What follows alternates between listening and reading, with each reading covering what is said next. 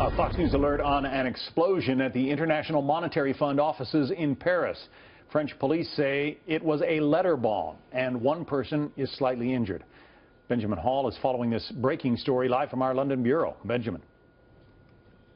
Hi, John. Every time you hear the words attack and Paris together, we think back to the terrible terror attacks we've seen in that country. I must stress we don't yet know who is responsible for this one, but it's a reminder of just how on edge the country is, how quick to respond the police are to any sort of explosive device like this.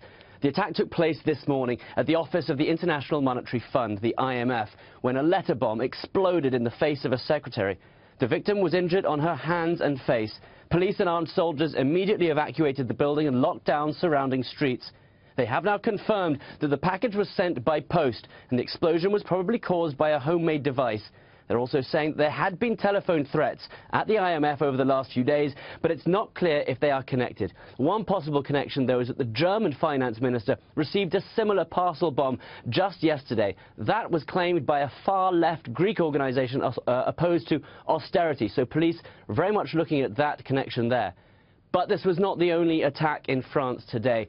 Further south, near the city of Nice, in a place called Grasse, there was a shooting at a high school, which left 8 injured. The shooter, who has now been arrested, was a 17-year-old student, heavily armed with a rifle, 2 handguns and grenades.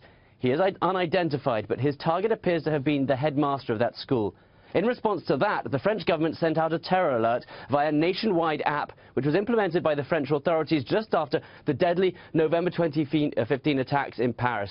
And all these attacks come just 6 weeks before the French hold elections, and it's widely accepted that any attacks like this will push voters further to the right. So that could have a big impact, not only on France, but across Europe.